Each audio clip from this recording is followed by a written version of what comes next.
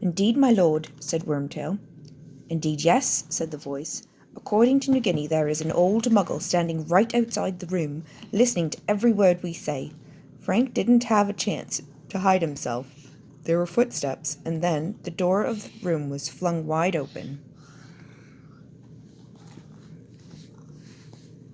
A short, balding man with graying hair and pointed nose and small, watery eyes stood before him, a mixture of fear and alarm on his face. "Invite him inside, Wormtail. Where are your manners?" The cold voice was coming from the ancient armchair before the fire, but Frank couldn't see the speaker. The snake, on the other hand, was curled up on the rotting hearth rug like some horrible travesty of a pet dog. Wormtail beckoned Frank into the room, though still deeply shaken. Frank took a firm grip upon his walking stick and limped over the threshold. The fire was the only source of light in the room.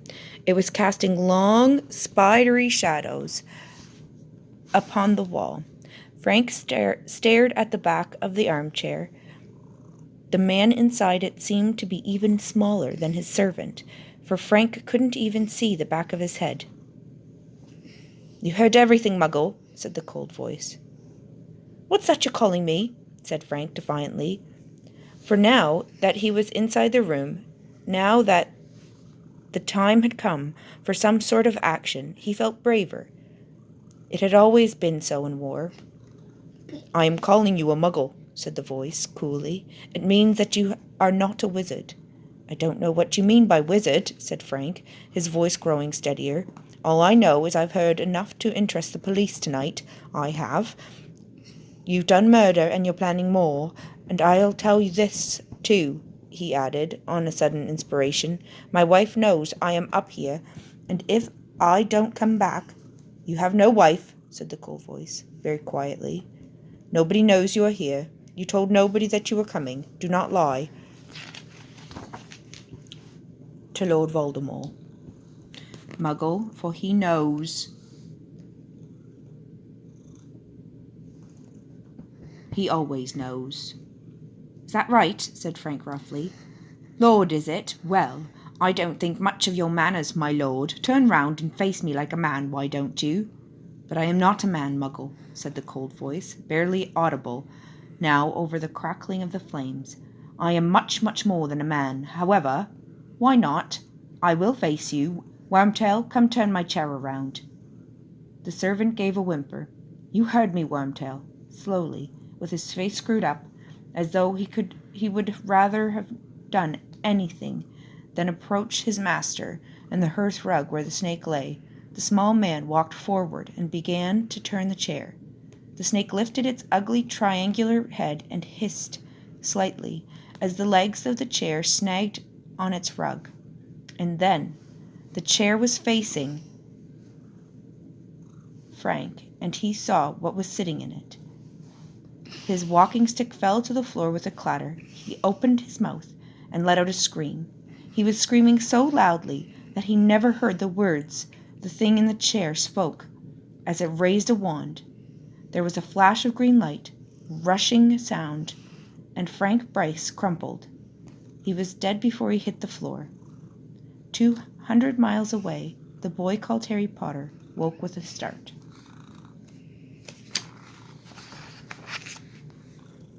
Chapter 2, The Scar. Harry lay flat on his back, breathing hard, as though he had been running. He had awoken from a vivid dream with his hands pressed over his face. The old scar on his forehead, which was shaped like a bolt of lightning, was burning beneath his fingers, as though someone had just pressed a white-hot wire to his skin. He sat up, one hand still on his scar, the other reaching out in the darkness of his glasses, which were on the bedside table. He put them on, and his bedroom came into clear focus. lit by a faint, misty orange light that was filtering through the curtains from the street lamp outside the window. Harry ran his fingers over the scar again. It was still painful. He turned on the lamp beside him, scrambled out of bed, crossed the room, opened his wardrobe, and peered into the mirror on the inside of the door. A skinny boy of 14 looked back at him, his bright green eyes puzzled under his untidy black hair. He examined the lightning bolt scar of his reflection more closely. It looked normal, but it was still stinging. Harry tried to recall what he had been dreaming about before he had awoken. It had seemed so real.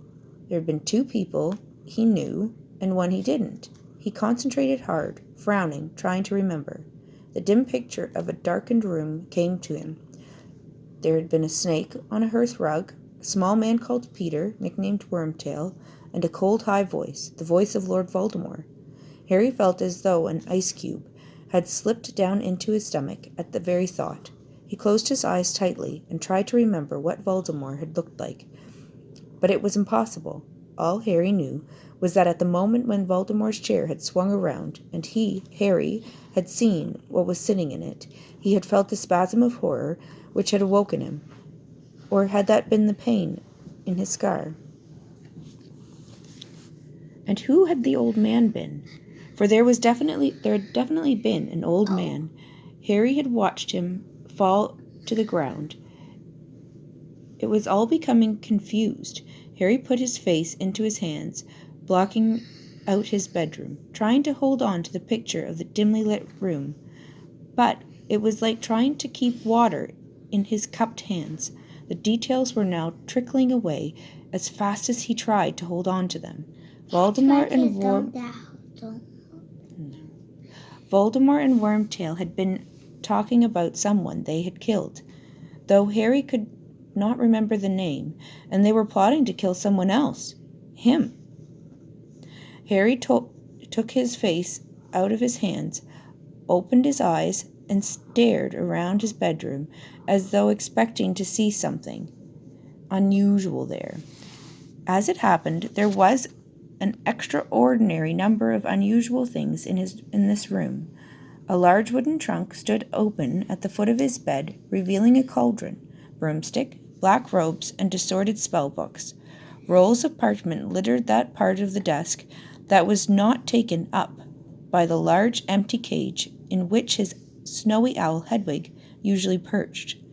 On the floor beside his bed, a book lay open. He had been reading it before he fell asleep the previous night. The pictures in this book were all moving.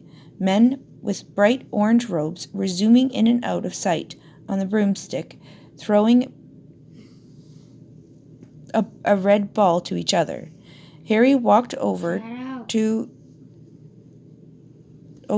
this book, picked it up, and watched one of the wizards score a spectacular goal by putting the ball through a 50-foot-high hoop. Then he snapped the book shut. Even Quidditch, in Harry's opinion, the best sport in the world, couldn't distract him at the moment. He placed Flying with the Cannons on his bedside table, crossed to the window, and drew back the curtains to survey the street below. Privet Drive looked exactly as a respectable suburban street would be expected to look in the early hours of Saturday morning. All the curtains were closed. As far as Harry could see through the darkness, there wasn't a living creature in sight, not even a cat. And yet, Harry went restlessly back to his bed and sat down on it, running a finger over his scar again. It was the pain that bothered him.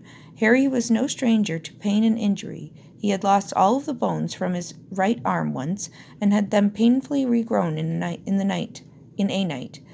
The same arm had been pierced by a venomous foot-long fang not long afterwards. Only last year Harry had fallen 50 feet from an airborne broomstick. He was used to bizarre accidents and injuries. They were unavoidable if you attended Hogwarts School of Witchcraft and Wizardry, and had a knack for attracting a lot of trouble. No, the thing that was bothering Harry was the last time his scar had hurt him, it had been because Voldemort had been close by. But Voldemort couldn't be here now. The idea of Voldemort lurking in Privet Drive was absurd, impossible. Harry listened closely to the silence around him. Was he half expecting to hear the creak of a stair or the swish of a cloak?